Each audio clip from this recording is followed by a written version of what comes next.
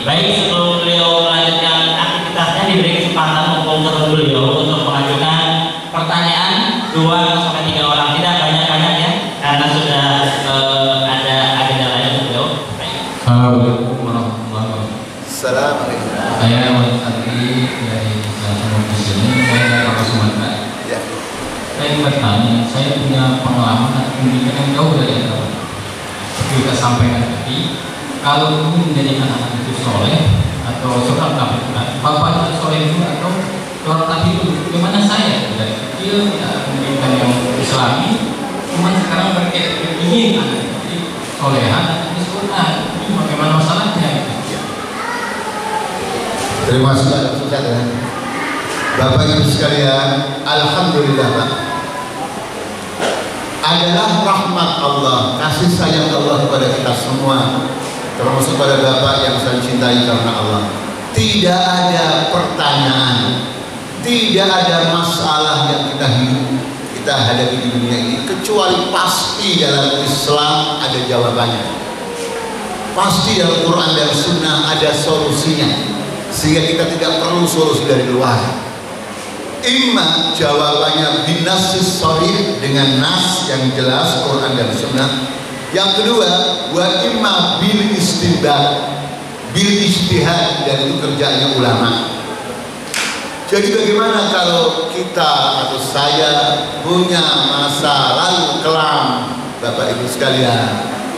Saya bukan orang terbaik, saya bukan ulama, saya bukan hafal Quran, tapi ingin anak saya hafal Quran, ingin anak saya soleh.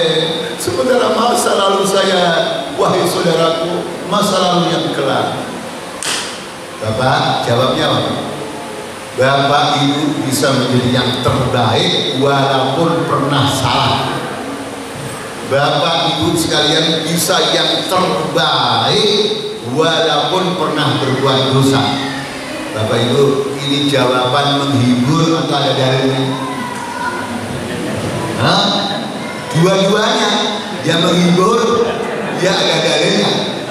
Dalilnya sabda Rasulullah sallallahu alaihi wasallam, kullu bani adam khata'un wa khairul khata'in at-tawwabun. Seluruh anak Adam manusia pasti pernah berbuat salah, pasti pernah berbuat dosa, saya dan yang lain pasti. Tapi ingat, sebaik-baiknya manusia yang pernah berbuat salah adalah yang sungguh-sungguh bertobat. Ya kan? Itu dalilnya. Kemudian yang kedua, faktanya mana? Buktinya. Mari kita lihat. Bapak Ibu, ada orang manusia yang bernama Umar ibn Khattab radhiyallahu anhu di saat jahiliyah. Coba bayangkan, mungkin kita saja nggak pernah mengalami jahiliyahnya sesatnya Umar, Pak. Ketika masih jahiliyah belum Islam, menyembah berhala.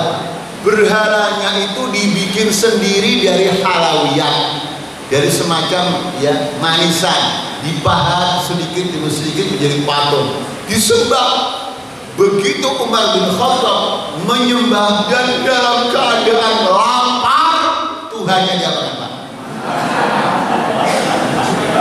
Bapak, saya bertanya, berarti Bapak Ibu pernah salah? Pernah nggak berbuat seperti itu? Nggak pernah, Pak? Masya Allah. Begitu anak perempuan lahir, diapakan, Pak? Dikubur hidup, bahkan Nabi mau dibunuh. Begitu sudah tobat, beneran tobatnya, bukan tobat seperti orang melahirkan, kapok 2 tahun lagi lahir. Ya, kayak istri Bapak di istri saya kan, masa 2 tahun lahir, 2 tahun. Itu tobat yang bukan beneran, Pak. Dan yang begitu gak usah tobat, Pak. Saudara sekalian, akhirnya Umar menjadi manusia terbaik di jagat raya setelah Rasulullah SAW dan Abu Bakar As-Siddiq. Saking baiknya beliau, Pak. Umar bin Khattab itu punya turunnya 5 pendapat lebih dulu daripada turunnya wahyu dari langit ke bumi, termasuk makam Ibrahim dijadikan tempat sholat, termasuk taman perang Badar harus dibunuh saja jadi orang kafir, tidak macam-macam. Bahkan di antara hebatnya Umar, apa kata Nabi? Ya Umar, fa inna iblisa yakhafu minka, iblis takut kepadamu wahai Umar. Jadi dalam riwayat Pak, kalau ada Umar kemudian iblis lewat, iblis lihat, iblis lari Pak. Coba kalau di perempatan Kalijati kan ada orang namanya Umar bertemu dengan iblis, yang lari siapa Pak? Jadi artinya Bapak Ibu, Bapak yang soleh, Ibu yang solehah, masa lalu kita yang sudah-sudah, karena al-Islamu yajubbu ma qablahu, Islam menghapus dosa-dosa yang terdahulu. At-taibu min dambihi kaman la dambalah, orang yang bertobat sudah menyesali perbuatannya dan ingin membuktikan jadi orang yang baik, seolah-olah sudah tidak punya dosa karena diampuni oleh Allah. Pak ya? Jadi sebelah itu kita semua insya Allah bisa jadi yang terbaik dan mengantarkan anak kita menjadi yang terbaik. Masya Allah ya, menjadi yang terbaik. Ya, baik, sekarang ada untuk Umahat ada yang mau bertanya? Boleh angkat tangan kalau Umahat ada yang bertanya. Kalau tidak ada, akan lempar lagi ke Ikhwan, ke para ahlinya lagi. Umahat mungkin masih memikirkan apa yang mau ditanyakan. Bapak-bapak, oh ya, alhamdulillah dari belakang sudah ada yang mau bertanya lagi. Terima kasih. Assalamualaikum warahmatullahi wabarakatuh. Saya dari Lampung Pak. Jadi saya mau bertanya, mungkin hanya sebagian kecil dari kita yang mau bekerja keras untuk menyekolahkan anak di STT. Nah itu mungkin istilahnya juga PR bagi kita bagaimana memberikan pengetahuan kepada saudara-saudara kita yang lain yang belum mengetahui bahwa memang pendidikan di kita ini belum benar. Itu PR kita Pak, karena mereka banyak masih menyekolahkan anaknya di berat SD umum, dan kita lihat juga di pemerintah dari SD sampai MTS, kemudian mantap lainnya saja tidak mendidik secara benar. Nah itu mungkin harus jadi bahan koreksi. Mana kalau hanya kita yang ingin kecil tapi negara tidak menunjang untuk yang baik, saya lihat kurang pas. Mau caranya bagaimana? Karena dianggap kawan-kawan sekolah di MTS, dan ya ini sudah cukup. Tapi saya kita lihat di pengalaman, benar kata Pak Ustadz bahwa dosa-dosanya juga masih banyak yang mencampur-adukan antara hak yang wajar dan merokok juga banyak. Terima kasih. Assalamualaikum warahmatullahi wabarakatuh. Saudaraku yang saya cintai karena Allah Subhanahu wa taala, al-Islamu dinu dakwah. Islam itu adalah agama dakwah. Keindahan Islam, kebenaran Islam, kebaikan Islam ya ibadallah, tidak boleh kita nikmati sendiri, harus disampaikan kepada seluruh manusia, seluruh alam semesta, karena wa ma arsalnaka illa rahmatan lil alamin. Oleh karena benar kata Bapak, setelah kita menikmati indahnya Islam, semoga melalui pendidikan ini dan pendidikan yang lainnya, kita harus menjadi sufaraul Islam, menjadi duta-duta Islam. Kita sampaikan pada keluarga besar kita, kita sampaikan kepada tetangga kita sampaikan pada teman-teman yang mengajar di perguruan tinggi, negeri atau umum. Ya. Dan benar Pak, di antara mereka tertarik, akhirnya walaupun mereka dosen di negeri, mereka guru negeri, anaknya banyak di sekolah dan di pesantren. Tetapi sudah barang tentu jangan sekedar mengajar, buktikan hasilnya, buktikan bahwa anak kita lebih baik daripada anak yang sekolah, buktikan bahwa kita orang tua murid di Islam terpadu lebih baik daripada orang tua murid yang di sekolah-sekolah. Karena mengajar kalau tidak ada buktinya itu ya agak menjadi lamban untuk orang menerimanya. Kenapa Nabi SAW pertama ditolak, bahkan mau dibunuh, tapi dalam waktu 22 tahun relatif singkat seluruh Jaziratul Arab masuk Islam semua? Karena apa yang didakwakan dibuktikan. Allah berfirman, wa innaka la'ala khuluqin 'azim, dan sesungguhnya kamu benar-benar punya akhlak yang mulia, Apa ayat selanjutnya? Fasatubsiru wa yubsirun. Maka kamu akan melihat dan mereka akan melihat. Jadi dunia itu akan melihat Islam kita. Dunia akan melihat pendidikan Islam kita. Dunia akan melihat rumah tangga kita yang Allah. Dengan cara seperti inilah Pak, insya Allah perjuangan Bapak, perjuangan Ibu ya dalam menyampaikan Islam agar tidak kita nikmati sendirian, tapi dinikmati seluruh dunia, pasti akan dibalas oleh Allah. Perkara hidayah yang punya hanya Allah Pak ya. Kita tidak dituntut untuk memaksa orang lain menerima, tapi kita dituntut untuk menyampaikan yang benar, menyampaikan yang utuh. Perkara nanti orang itu dapat hidayah atau tidak, itu hak prerogatif Allah Subhanahu wa Ta'ala. Tapi Bapak sudah berjasa. Cukup Pak ya? Assalamualaikum warahmatullahi wabarakatuh. Mohon maaf Ustaz, ini mungkin hanya keseharian saja. Saya sebagai ibu rumah tangga yang mendidik anak-anak. Alhamdulillah anak saya 4 semua di sekolah-sekolah SMT seperti ini. Tapi kendalanya adalah ketika libur Ustaz, ini saya apa yang harus saya lakukan? Karena biasanya kalau saya tinggal memang jauh dari mall dan keramaian, tapi itu anak tidur Ustaz. Jadi alhamdulillah kalau waktu sholat kan di situ itu ya biasanya yang tambah gitu ya, mereka mengisi sholat biasa puasa, tapi tidur lagi. Nah itu ada lagi kendala ini juga. Ada teman-temannya yang bercerita gitu, kalau libur itu janjian pergi ke mall yang ini saya harus apa sebagai ibu ya yang di rumah terus saya ini yang harus saya lakukan. Kan kalau nggak terus saya sampaikan juga tentunya kan ibu di rumah pengen melihat hasil belajar selama di asrama gitu. Tapi emang anaknya tidak membantu, itu masalahnya yang paling sulit mengendalikan ngantuknya itu. Nah itu apa yang saya lakukan? Terima kasih Bapak sekalian. Ibu, saya ucapkan selamat punya anak 4 ya. Tolong Ibu anaknya nambah lagi Bu ya. Ya, jangan kalah sama saya. Anak saya baru 10 ya. Semoga anak kita banyak dan soleh-soleh. Bapak Ibu saya bertanya, punya anak 12 hafal Quran semua, dengan punya anak 2 preman dua-duanya, preman. Karena banyak iklan yang menyesatkan. 2 cukup, laki perempuan sama. Itu benar atau kebohongan publik Pak? Pak, Bu, laki perempuan sama atau beda? Ya beda. Boleh saja kalau bisa. Gara-gara laki perempuan sama saja, akhirnya di kelapa gading laki-laki kawin dengan itu bahayanya. 2 tidak cukup Pak. Jangankan untuk berbangsa bernegara. Saya ini kan hobi main sepak bola, main futsal aja nggak cukup Pak.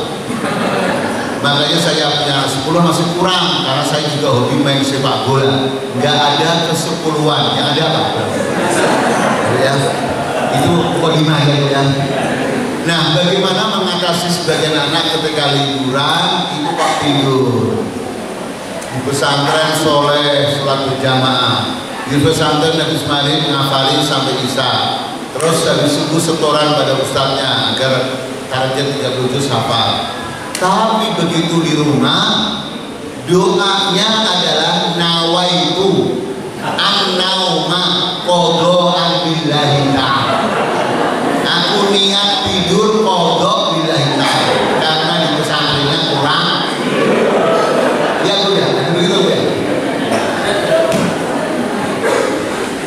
Ada saja Pak jawabnya. Di dalam Islam tidak ada masalah yang dijawabnya. Bapak Ibu yang soleh dan solehah, min khasa'is at-tarbiyah al-islamiyah adalah al-istimrar. Di antara keistimewaan atau karakteristik pendidikan Islam adalah istimrar, kontinu, terus menerus.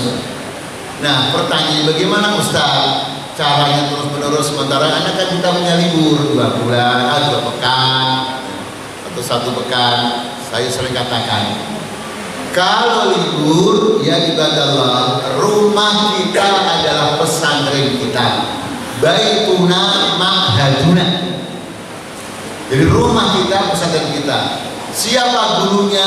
Abinya dan uminya. Apa mata pelajarannya? Banyak mata pelajaran yang masih belum selesai di pesantren. Kalau sudah selesai, dimurojaai, diulang-ulang. Kalau bapak ibunya bukan kiai, bukan ustaz, bukan ustazah, bagaimana caranya? Caranya dites hafalan Quran. Ngetes hafalan Quran itu kan tidak harus hafal, Bu. Ibu bawa Quran aja. Ibu tes, ulang balik hafalnya. Kalau saya di pesantren, saya pesantren tradisional, begitu saya libur, saya minta izin orang tua untuk mengaji di pesantren yang lainnya, nambah pelajaran yang tidak saya pelajari di pesantren. Contoh, di plaza pesantren umpamanya fikihnya fikih ya Fathul Mu'in, saya ngaji di luar, ngaji dunia, ngaji usul fikih, Jamul Jawami. Jadi pelajaran yang tidak ada di pesantren saya, di saat libur saya dikasih kesempatan orang tua selama Ramadan belajar di pesantren lain, istilahnya ngaji posonan. Kalau tidak ya di pesantren membantu orang tua, kayak saya waktu kecil setiap hari ke Tambak kalau berjalan 4 kilo pulang pergi 8 kilo, sehingga gak ada waktu yang nganggur walaupun diberi kesempatan orang tua untuk olahraga pagi sebentar, sore sebentar. Intinya jangan ada anak yang nganggur. Nganggur itu merusak. Di dalam balaghah ada syair yang mengatakan inna syababa wal firagha wal jadah mufsidatun lil mar'i ayyamafsada. Inna syababa wal firagha wal jadah mufsidatun lil mar'i ayyamafsada. Mustafilun mustafilun mustafil mustafilun mustafilun mustafil. Itu pelajaran tahun. Bapak Ibu pernah belajar kan? Pernah Pak? Tadi kan baru.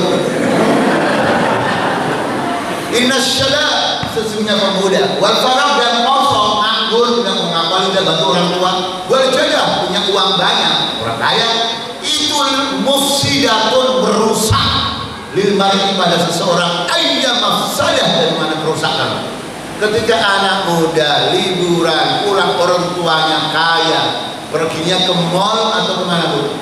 Dia ke mall, maka terutama mall. Apalagi ibunya memang pakar mall, asal liburan jajak ke mall. Sampai-sampai kata al-mal diterjemahkan ibu-ibu dengan mall, karena kalau gak punya mal tidak semangat ke di mall boleh Bu, tapi jarang-jarang saja. Intinya anak kita harus kondisikan untuk sibuk yang positif. Apakah belajar, apakah bantu orang tua. Nah, kita sudah punya supir, anak diajari uji mobil supaya gak sombong, gak angkuh. Makanya dalam pendidikan Islam di antara targetnya ayyakuna qadiran alal kasbi. Anak kita mampu sorok balaghah Quran pinter, tetapi juga harus mampu bekerja. Ketika kawin sudah jelas orang tuanya, tidak boleh merepoti orang tua dan mertua. Bu, kalau ada santri seperti itu, pintar hafal Quran, soleh, ganteng, bisa bekerja, ibu punya anak perempuan, ibu terima nggak kalau melamar? Pelan-pelan udah suruh lamar orang lain loh, terima nggak tuh? Ya nggak mau Pak, udah. Baik, Masya Allah, Jazakumullah Ustaz sudah memberikan inspirasi jawaban-jawaban terhadap 3 penanya ya. Ada abinya Mas Syari, abinya Mbak Azza, dan uminya Mbak Azza ya. Terima kasih dan alhamdulillah tidak terasa kurang lebih 2 jam pertemuan kita pada pagi hari ini. Mudah-mudahan menambah sama Islamiyah kita ya. Bagi yang sudah tahu tambah kuat, bagi yang belum tahu ya ini sesuatu yang baru untuk kita semua. Sekali lagi terima kasih.